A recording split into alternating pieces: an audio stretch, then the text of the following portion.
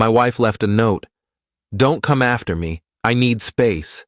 So I didn't. I filed for divorce, locked the accounts, and took a trip. 3 days later, she was outside my lawyer's office, sobbing. I'm 38, male, and the note sat on our marble kitchen counter, held down by her back door key. Not the front door key, I noticed, but the one she always used. A small, intentional choice. It was 4 sentences, written in her tidy, flowing script that clashed with her chaotic nature. "I need to be alone for now. This isn't working. I need space. Don't come after me." "No, I'm sorry. No, I still care." Just a cold declaration of exit. For a moment, I stood frozen in the quiet kitchen, her morning coffee's aroma lingering. I scanned our shared life, the custom stone backsplash we'd debated for weeks, the overpriced Nordic recliner she called her reading chair, but used as a coat rack. It felt like a theater set for a show that had just ended. No shouting, no broken dishes, just a heavy grief in my chest, paired with something else. A strange, sharp clarity. Mia was always the dramatic one, thriving on bold moves and grand statements. In her theatrical exit, she forgot our core difference. She creates chaos. I make plans. I grabbed my phone. My first call wasn't to her mom, her best friend, or our shared circle. It was to Leonard Price, a top-rated divorce attorney specializing in intricate asset splits, found online. I booked a Monday meeting. My second call was to my bank. I reported a compromised card. A small fib, but it worked.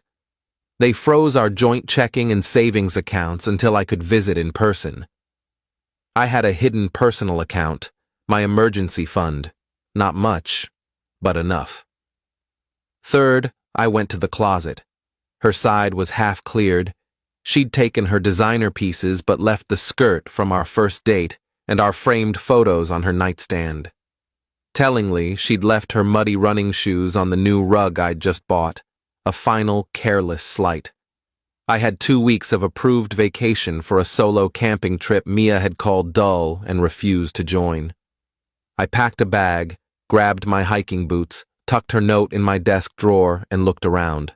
The silence wasn't a void, it was a chance. I locked the front door, walked out, and started my trip. I didn't chase her. She wanted space. I gave it with legal precision. The mountain air was crisp, biting. For 3 days, I hiked until my muscles screamed and my breath stung. I barely checked my phone, a few urgent texts from her friends, then a flurry from Mia, escalating from, "Are you really ignoring me?" to "Why's my card not working?" I read them, felt a pang, not guilt, but a sad confirmation, and put the phone away.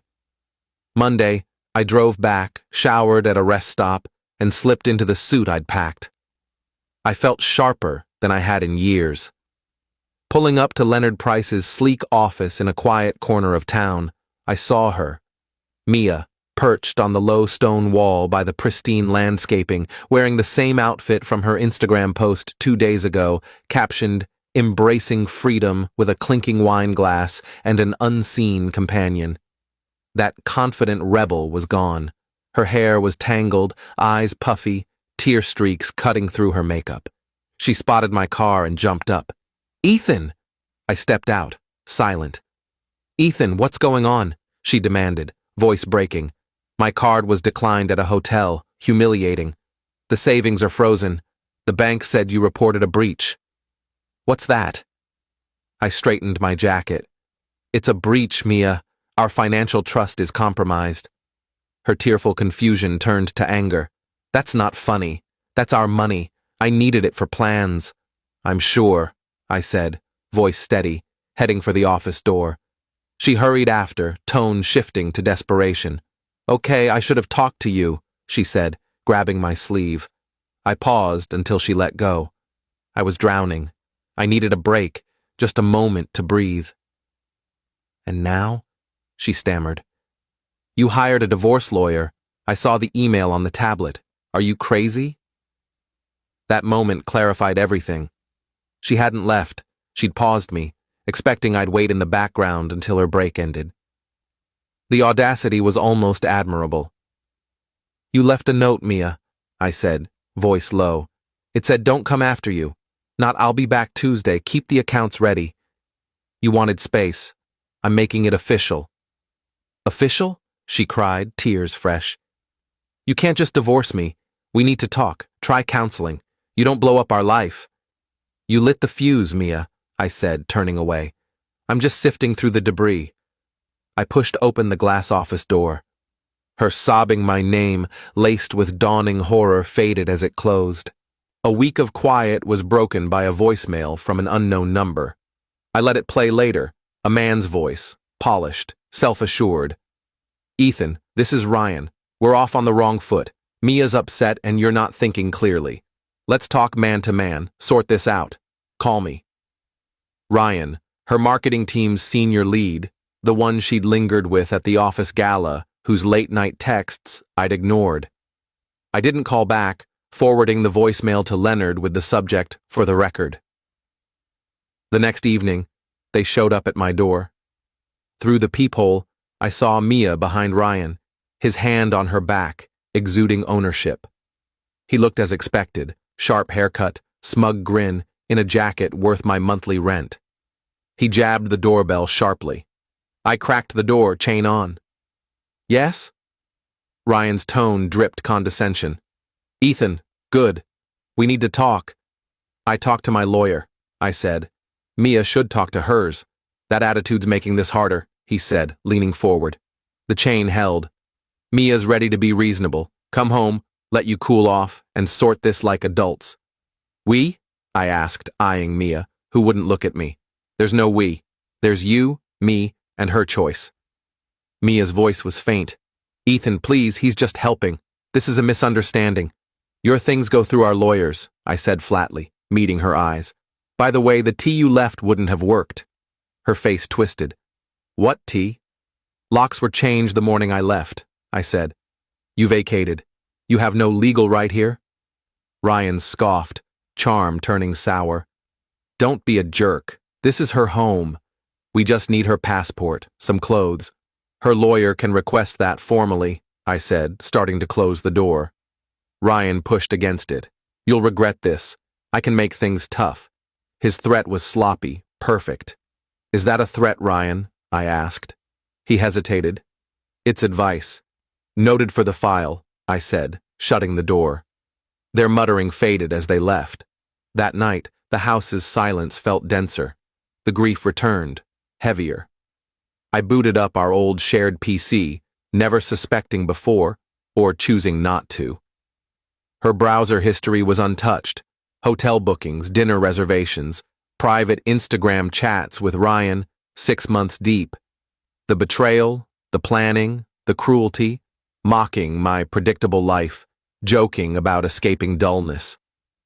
Her last message, sent the morning she left. Notes on the counter. Freedom's close. Meet you at the hotel. I screenshot everything, saved it to a drive labeled evidence, and emailed it to Leonard. The grief hardened into resolve, fuel for what came next. The next month was a lesson in systematic consequences. I didn't need to scheme. I just stayed organized and honest. First, the house. We were renting with a buy option I'd been saving for. The lease was up. When the landlord called, I said, Mia permanently left as of this date, per her signed note. I sent a photo of it.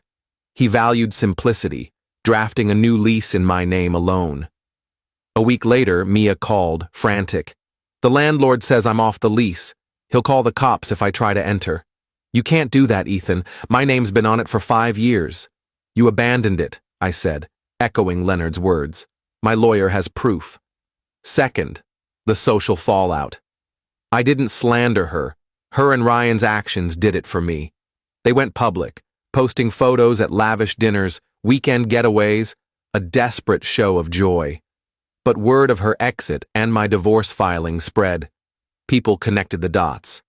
A friend, Sarah, called. I'm sorry about this. Her office is buzzing. It's awkward. Sides are forming. Ryan, it turned out, was married too, his divorce now messier and more public than ours. Their perfect couple act was crumbling.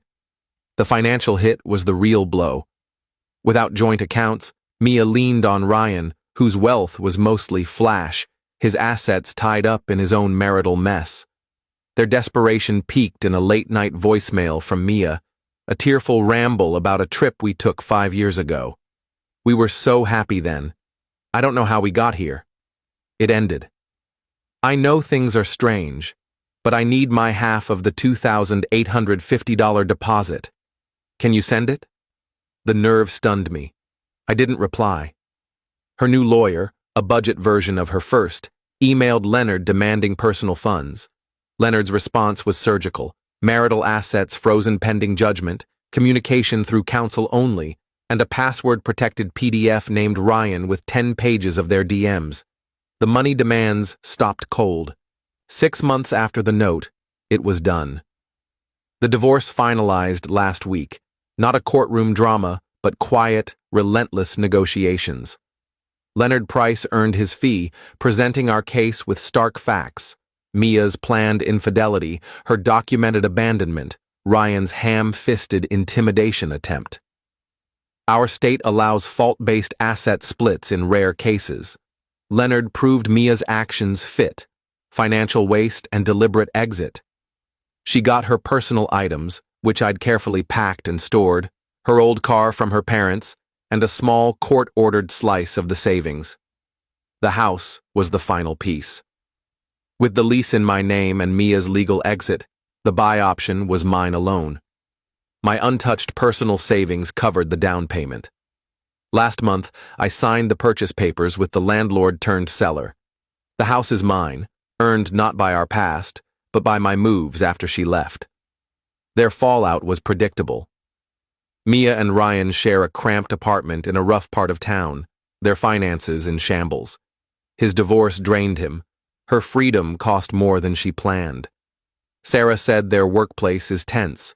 They missed expected promotions. Management dislikes HR drama and public messes. Their social media bliss posts stopped. The most satisfying moment was unexpected. Last Tuesday, on my new couch, I got a Spotify email. Password changed.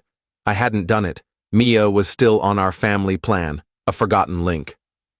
I logged in, saw her profile, and with a few clicks, removed her, resetting the password. A tiny, final lock clicked shut. I don't hate her. Don't think of her much. Hate's too hot. I feel cool detachment, a settled matter. The house feels like home now. Mine. I painted the kitchen a deep forest green, swapped her recliner for a bookshelf stuffed with novels I've meant to read. Late at night, I sometimes feel that old pain. The man in the silent kitchen reading a 4-sentence note. I honor his hurt, but it fueled a steady path forward. Mia and Ryan will likely blame me for years, painting me as the cold ex who wouldn't play the broken, forgiving husband. They'll never grasp that I didn't seek vengeance. I stepped aside, letting their choices wait catch up. I just held the door as justice walked itself in.